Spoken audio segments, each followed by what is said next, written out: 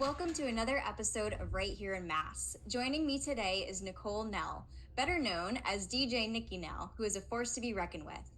Not only does she rock crowds as a professional performance DJ, but she also leads an award-winning multiple operation production company known as Visual Sound Productions Incorporated. VSP operates under 4 expert divisions, catering to full-service weddings, high-quality multimedia creation, audiovisual production, and talent representation across the country. Nicole, welcome to the show. Hey, thank you so much for having me. What an intro. Thank you so much. I know you have quite the bio that I am very excited to share in your show notes for our listeners to read through because your background is impressive. So I think it's great to hear everything that you've been up to. And I'd love if you could give an overview with our listeners more about yourself and what you do. Okay. All right. So I've had, so in my previous career, before everything, happened with me being a DJ and then, an entrepreneur, I was a professional dancer and dance choreographer. So that's kind of what led me into the DJing and the music part of it all. And then I became a full-time DJ, opened up the company in 2011, and it was just myself and, random family members that I'd have help me out with all the gear and everything. And then as the demand got more, actually it just increased so much that I just started to have to hire people full time.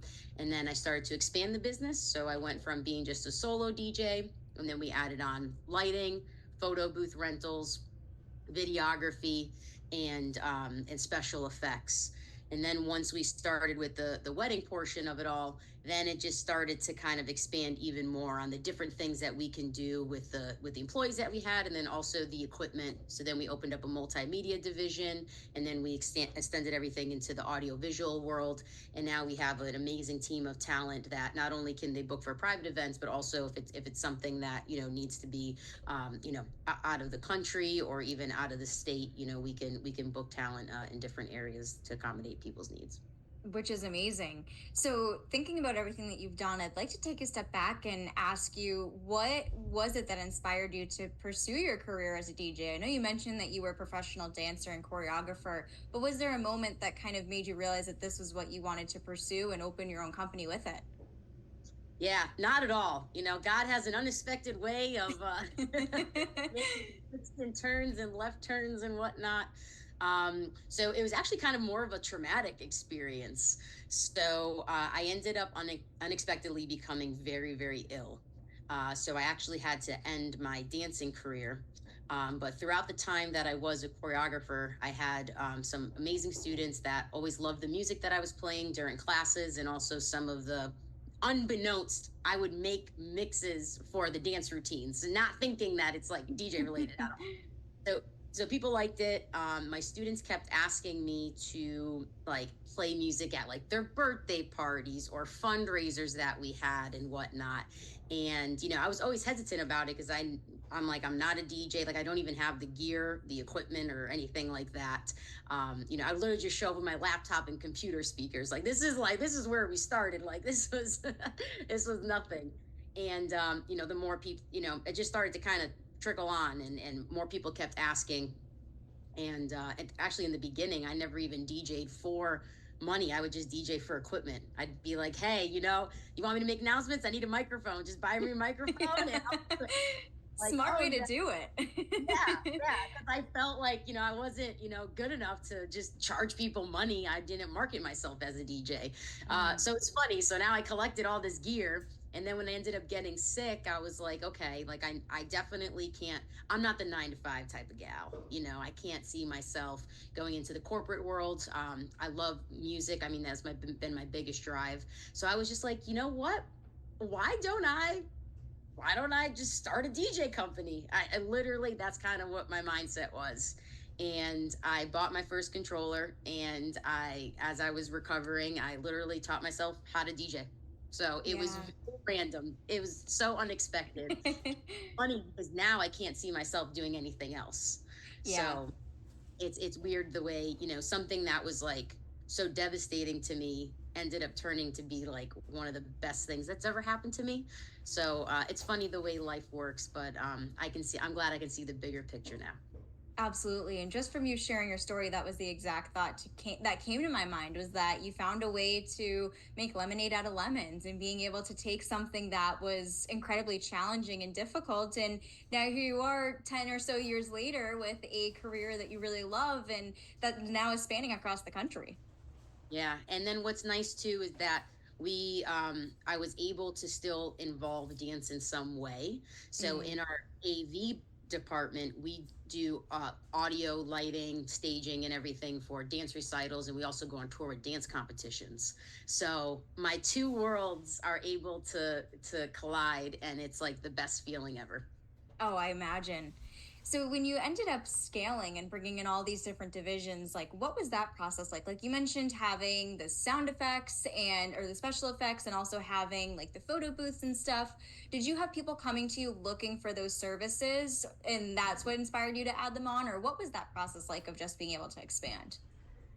Yeah, so the small from the beginning of the expansion, people kept asking me for certain services, and I would at first I would just recommend them to other people that I know who had them. And then there came to a point where it was so many people that were reaching out to me that I'm like, okay, I think it's something that I should add, so I should pull the trigger on. So as far as the services for the wedding division, 100%. Now I don't say no. If somebody asks me something, like I'll say, yeah, I'll figure it out. I'll get it. One way or another. I'm definitely a yes man. Yeah. Now I know that we can accomplish anything with what we have with our team and the our assets and now our we have some amazing relationships with people too. So Absolutely.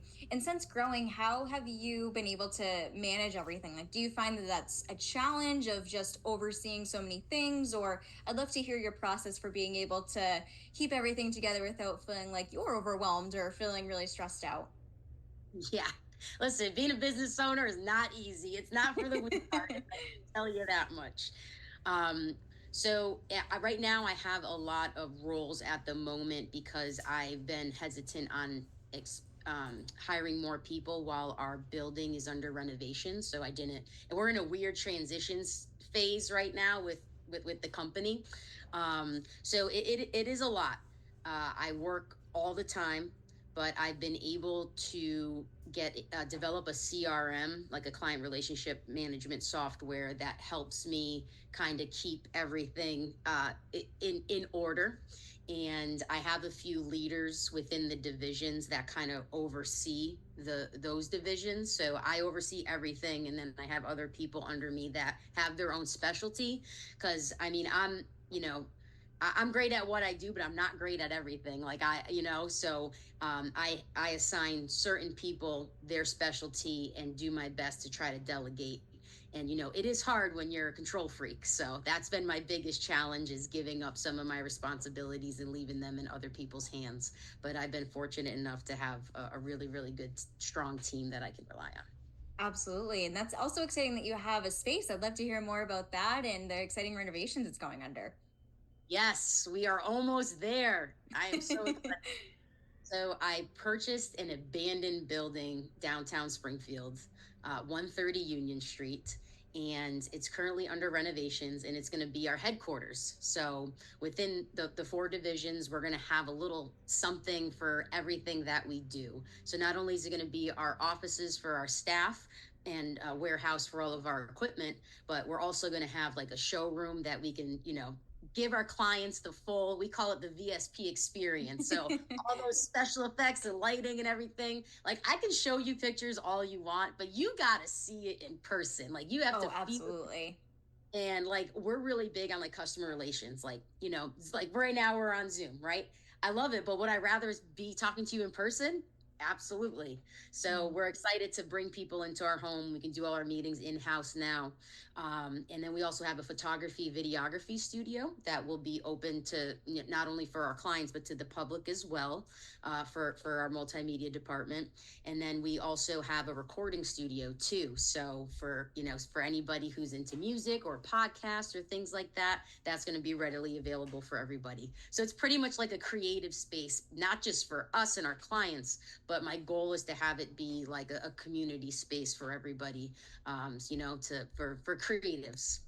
Yes, absolutely. And I love that you are doing this in Springfield as well. I've had a few different guests from Springfield on the podcast, and just hearing them share about all the revitalization that's happening in the city and all of the exciting changes that are coming. And so I'd love to hear what made you choose Springfield as your location and how you knew it was the right fit for you.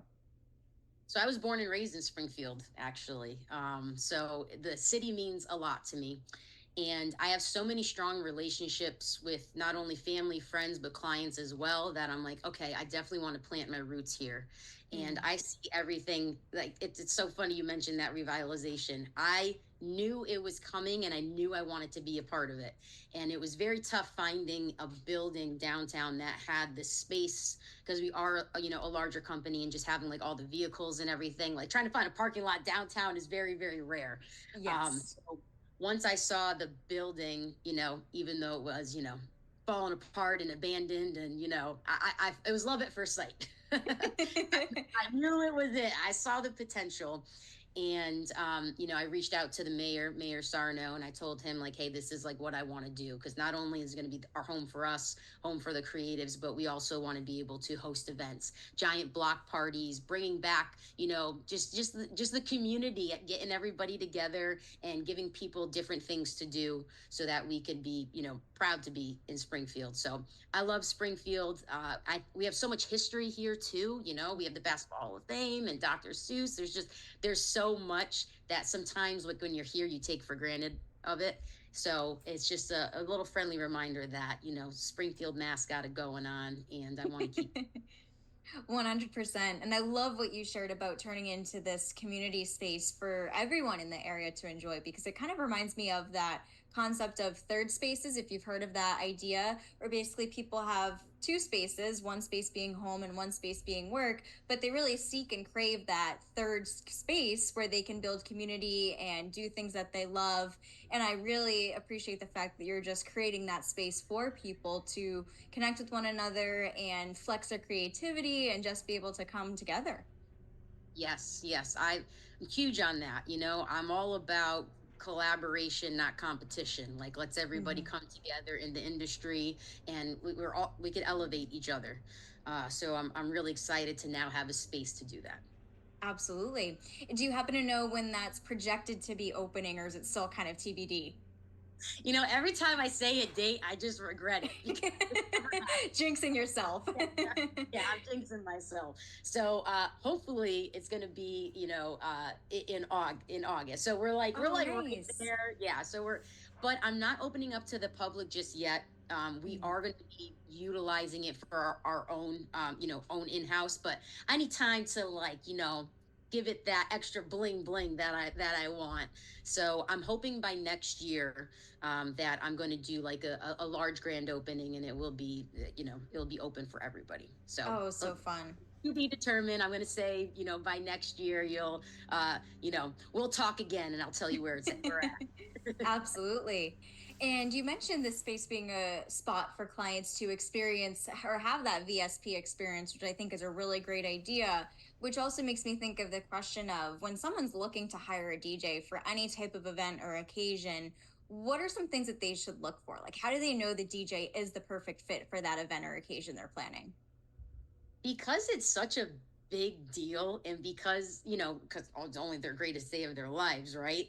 And then the fact that the DJ has such a large role with how the day is executed, because it's not just the entertainment part of it. We're actually hosting the whole thing. We're making all the Mhm. announcements, we're being coordination with all the other vendors. There's so many things going on. So I think the biggest thing is building that trust and building that relationship, which is why I want people to come into the home, meet everybody in person and get that one-on-one connection. Because we're not a fit for everybody. Mhm. If people want like a casual backyard wedding, like that, we won't be the best fit for you. We're like over the top. We want to do everything custom. We want to be able to have full control of the wedding, because we do everything. We're full service. We want to be able to give you the whole experience. So even just understanding like what their intentions are, what type of music vibe that they have. So the biggest thing is just making sure that not only that we're a fit for them, but they're fit for us as well. Yes, absolutely. And with that, What do you do in order to ensure that wonderful experience? Like, I think one of the things that I remember most when I go to a wedding is how the music was, where I'm like, oh my God, that playlist was amazing. Like, what's your touch for being able to have that, like you said, that customized approach to just create an experience that's truly wonderful and unforgettable for people? So I believe, well, first of all, energy is contagious. So if you have Yes. people who love what they do and they're passionate about it, it's going to reflect in the energy in the room. We're not the type of DJs that sit behind the DJ booth and press stop and play.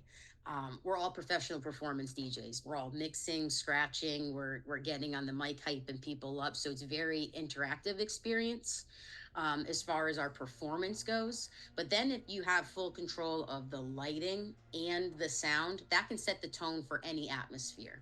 So if they wanted something that's more soft and romantic, when guests walk into their room, we can do amber uplighting to match the colors of the candles. We can have stars projected on the ceiling if they wanted some type of vibe, and then playing some nice romantic music. Like that's already setting the tone right there just for dinner. And then with the same lights, because we have, we have lighting designers, we have people who that is their specialty. We can program certain scenes where when it's dance time and you guys are doing your first dance, we can do spotlights and turn off all the lights in a room so it almost feels like there's nobody else there. It's just like creating certain moments. And then during dance time, that's when we can really kick things up. With those same lights, we can put them on sound active mode. We can change everything to the beat of the music. And then we have the special effects. If you want something crazy for your grand entrance, we can do, cold sparks. We got CO2 guns if you want to My blow some gosh. up. But it's just about like those unexpected elements, because I feel like weddings can be very cookie cutter and very traditional. And I feel Yes. like a lot of our clients they're younger, they want something fresh, but they still want to be respectful in a way where we make the parents happy, but then Mhm. also, the client happy too. So it's just about finding that special medium. And yeah, and then just making it unforgettable with those unexpected, special effects and those little touches of detail with the lighting, and then match that with DJs who can read the crowd. That's the biggest thing. You can Oh, go in there absolutely. and think you know what they're gonna want, and the client can think they know what their guests want, but it could be totally different. So it's just about going with the flow, reading the energy, and just knowing when to play certain songs at certain times. So if you have full control of that whole energy in the room, then that's what we call the VSP experience, and you can never lose once you have them in the palm of your hand. So true. I love that. And since we've like focused a lot on weddings and all the wonderful work you do with those, I'd love to also hear more about the other three divisions that you have within VSP and what those could be used for. Yeah, so everything started with the wedding part, and then we started to develop more of the audio visual side. So we produce, concerts and large conferences. We are actually the in-house AV team at the Sheraton Hotel downtown Springfield. So we have an office there, and we have equipment on site. So we that's actually where I was earlier. So we provide all the AV services for all the clients who book through the Sheraton. And then we also work with other, with other places like the Mass Mutual Center, MGM, and any other type of larger event. Um, so that's what we do with the AV, and then we also have rentals as well. So if certain clients are just looking to rent out some equipment, we can provide those services too. So those kind of went hand in hand, and that kind of really started to go forward. Like I said, combining what we did with the dance recitals, that really kind of pushed the audio visual department forward. So that's kind of what we do over there. And then the multimedia department that actually developed during COVID, because obviously we couldn't we couldn't it was illegal to do our jobs at that point. Most events, people couldn't dance. So now I'm like, okay, we have all this equipment, and I have all this staff. What can we do to stay alive during this time? Right. So we actually had like a few revelations when people started to reach out to us for some for random things. Like we started live streaming, people's funerals. It sounds horrible, but it worked out good for them. We started doing walkthrough videos for all of the realtors. So because people couldn't go into open houses, they needed Yeah. they needed a type of video to see what type of house they were going to get, and they needed the walkthrough and the pictures and everything. So we started teaming up with with funeral homes and realtors. I know it's very morbid, I know, but you know, it was a need, and people reached out. And then also we started teaming up with other businesses too, because people were having a hard time letting people know, like, hey, we're still open and we're taking these precautions to make things safe. So we Mm. started providing digital content creation for them, whether it was videos or pictures, and just letting people know, like, hey, like this is where we're at. Because that was really the only time to stay relevant, because everybody was just online because we couldn't really leave the house. So that's it was very, like, I'm telling you, like, everything that's happened to me has come out of something traumatic or random, like, but you just gotta make the best of it and just make it happen. You just that's it. So Exactly. we ended up doing that, and I you know, I had an intern at the time, and he ended up just being absolutely phenomenal, and I was like, hey, now that things are going to open back up, I don't have time to run this. Like, do you think you can run this? And he has been absolutely phenomenal. So he is now running that whole department, and now it's very, very sought after. We have done some amazing work with you know, with high scale commercials and whatnot. So very grateful for that. Absolutely. And it's incredible to think about everything you've been able to do. And it sounds like a theme of your business is just really being able to be flexible and kind of roll with the punches as they come. You have to. You know, there's a lot of people that closed their doors or just became very discouraged, and you just have to look at it in a different light. You know, I believe in opposition. For every bad thing that happens, something good is going to come out of it. Like, Mhm. you know, and just the law of attraction in general. So I really try to keep that mindset during, you know, unexpected times. And I know they're going to keep happening. That's just how life is. And you know, I've worked so hard to get the company to where it is, and I have people that rely on me now, you know, for their careers and their livelihood. So um, failure is not an option. Oh, I love that reminder. In Mm. addition to just the challenges that you've had of unexpected circumstances popping up, what would you say are other challenges that you faced throughout the time of building your business? Staffing. Yeah, that seems like a very common problem for a lot of people. Yes. I'm grateful enough to have my pillars, you know, like the strongholds of the company, but it's just finding more people that we can duplicate you know, those qualities and expand on. So it's been very, very, very, very difficult. But I am looking forward to having a new space, and I'm hoping that it's going to inspire people to want to work and to see what VSP is and what we're going to be. Like, we've already been so successful, but I have so many more ambitions for the company, and I want people to grow with us. I just don't want people to just, hey, this is a good side hustle. Like, I want to build careers with my employees, and I want people who are gonna, you know, help bring us to that next level. So there is going to be a very big hiring spree. So if anybody's listening and this aligns with your passion, hit me up. Visual Sound Productions.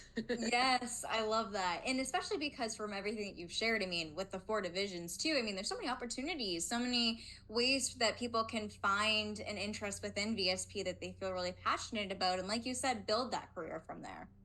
Absolutely. And what's nice is that we don't ever do the same thing twice, you know? So Mm. it literally is always changing. We're never in the same venues, and we're always working with different people. So it's something that it's very dynamic. And even after, you know, the thousands of events that I've done, I feel like I learn something every time I go to work, because it's, oh, whether you're dealing with a new client or, you know, just a new service that they need. So I do like that. It's never the same, which is nice. Absolutely. And for anyone who's looking to get into the industry, like you, how you had transitioned from being a professional dancer and choreographer to becoming a DJ, what advice would you give to someone who's just looking to get started? Yeah, so I wish I had more resources when I was starting, because I definitely could have escalated everything quicker. I think the biggest thing that I wish I had was a mentor. So just connecting with other people in the industry. Start asking for like internships, or if you're, you know, if you're looking for like a full time job, I would educate yourself and get yourself a little bit of experience underneath the belt and attend different conferences. There's a lot of different DJ conferences that will have a lot of important information that could really be some good insight. So I think the biggest thing is connections, number one, and then getting a little bit of skill set underneath that, and then going to the conferences and seeing where you want to be in the industry, because there's many different avenues when it comes to the event world. So it's just figuring out what your niche is and doing that research. Love that advice. And you brought up a great point about there being so many different avenues that people can consider. Do you think that there's one favorite part that you have about what you do, or is it challenging to just pick one thing that you love the most? It is tough. It is tough. I think my favorite thing is music. So I'm a DJ. So not only do I own the company, but like you said, I'm known as DJ Nicole Nell. There's just nothing like the energy and the interaction that you get from performing live with people. So I think between that and doing the AV for the dance competitions, I mean they're very very close. But if I had to choose, it's definitely the DJing aspect of it, the performance part of it. I'm, natural performer. It's in my blood. Exactly, which makes total sense too, because I can imagine being a DJ and doing it for a wedding when you see the guests like singing and dancing and laughing and having fun. I imagine it makes you feel really good, and it's really gratifying to visually see the results of the work that you're doing in that sense. Oh, absolutely. And it was a very easy transition in a sense where like if you understand like how music is structured and understand the certain BPMs and the tones and everything that I had from like the dance background, it was very easy for me to transition into a DJ as far as that goes. As far as that skill set, you just have to understand the equipment. And then even being like on the microphone, a lot of the competitions we would have to do interviews and whatnot. So I was used to being on stage in front of people, whether it was dancing or talking, because it's the same thing. When you're introducing somebody for a wedding, like you can't screw up. So you got to make sure that you have it down. So the more I look back at it, they're very parallel in that sense. Amazing. And in addition to the building that is currently undergoing renovations, is there anything else exciting that you have planned in the coming year or so for VSP? So the biggest thing for VSP right now is getting the headquarters and then starting to do some of hosting our own events. Like I said, I want to start doing more community events, doing like an annual block party, like shutting down Main Street, bringing in some big artists.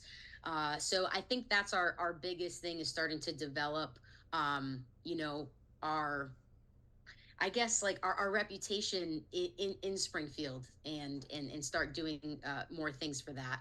So definitely for that. And then as far as myself, I'm starting to go into more of the education side of things. So I'm going to start speaking at some of these conferences that I'm recommending people to go to. So I'm looking forward to being on the education side of things, not only helping out people who are just starting, but also helping the business owners take their single operation companies into the multi-operation companies and give them some insight as to what I did, what worked for me, what didn't work, and just elevating the industry as a whole. I feel like right now we're at the position, where I am personally and then also business wise to start elevating everybody around us.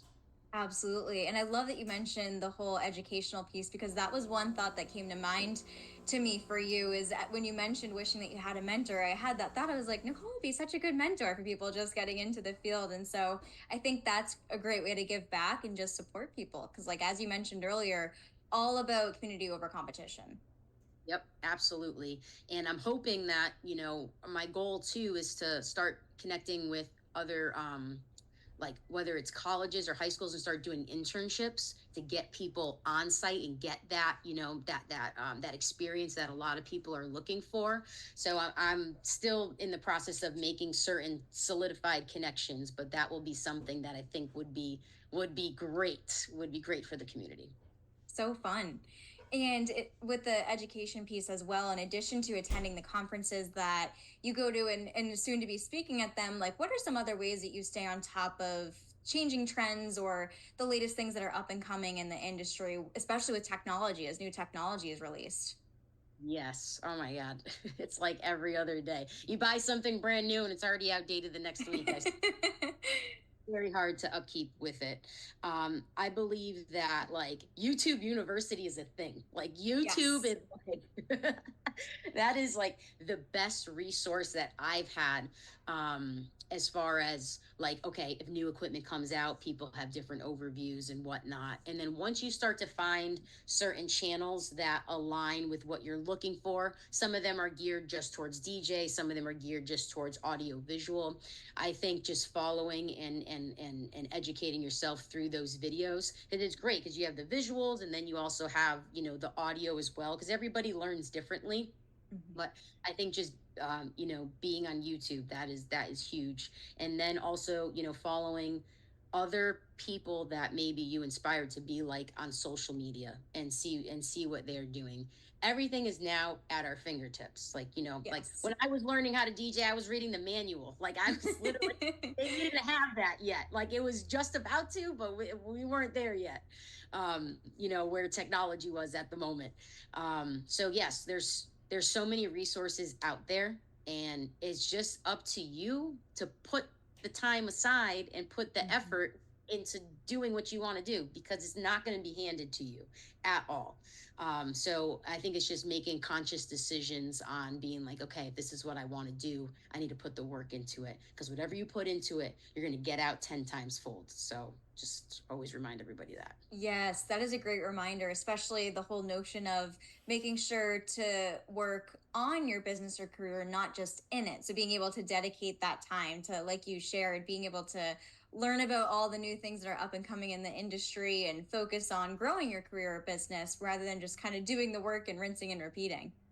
Yeah, yeah. It's very easy to stay stagnant. And, Mhm.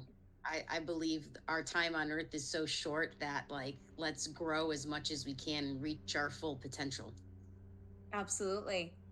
As we get closer towards the end of the show, one of my favorite questions to ask our guests is what their favorite local businesses are to support. And so, if you had to pick a few, which I imagine might be hard for you, what would you say are your favorite businesses? Well, the first one that comes to mind, so when I got sick, I ended up developing like a bunch of allergies. Like I'm that person. Like I hate being that person, right? So I'm allergic to, gluten, eggs, soy, and dairy. So not fun. And it was really hard for me to find, especially back then, food that I could eat where I'm not, eating like a rabbit, right? So there's this one food truck. They're called Wicked Whisk, and they have so many like plant-based and gluten-free like treats, whether it's food or even desserts. And her name is Erin Owens. She owns the company, so it's woman owned. She's awesome, and her food is so good that it makes me so grateful. I feel like I'm eating real food and not cardboard. So I would say hands down, she is my absolute favorite, and she's my inspiration to do like when we move into the building, we have the parking lot that's adjacent to the building. I bought that too, so I have both lots. So Nice. we're gonna do food trucks, like, again, for selfish reasons, really for me, so I can just walk and just buy stuff. But we're gonna have food trucks available at the headquarters too. So I'm Oh, excited I for that. love that. I love that you're like bringing your worlds together in that sense and supporting a business that has done so much for you. That's really great. Yes, yes. So Wicked Whisk food truck. Definitely check it out. Even if you're not gluten free or not into like the plant based types of options, you can't even tell. And she does so many '90s like nostalgic like twists on food, and Oh it's my like gosh. it's so fun. It's so fun. Like she had like these like Pop Tarts, and yeah, it's really really really well done. So she would be definitely my number one. Oh, I love that. Nicole, this has been such an awesome episode, and I've really enjoyed having the opportunity to interview you and have you share everything you're doing at VSP. And now I'd love it if you could share with our listeners where they can find you online in case they'd like to connect with you further. Yeah, absolutely. So the name of the company is Visual Sound Productions Inc. You can find us on Facebook, and so the Facebook is under Visual Sound Productions Inc. If you do like the actual URL, it's Visual Sound Prod, PRODMA, for Massachusetts. So that's for Facebook, and then for Instagram, it's Visual Sound Prod, PROD, abbreviation for productions. So yeah, so we're on both of those. We also have a YouTube channel as well, where we post a lot of our content creation, and we're going to start doing some teaming up with some of our vendors and dealers that we have for equipment, and we're going to start doing some of those, some of those reviews. So I'm excited about that. And if you want to come party with me, you can come check me out at DJ Nicole Nell, and that's at everything. So it's NICKINELL. It's not often I do public events, but when I do, they're really, really fun. So yeah, so that's pretty much VSP, DJ Nicole Nell. Get ready. We're going to be opening our doors soon. I cannot wait. Oh, I love that. And I will link to all these places in the show notes that our listeners can click through and connect with you from there. But thank you so much again for coming on today's show. Thank you so much for having me. I really appreciate it, and I really enjoyed the time.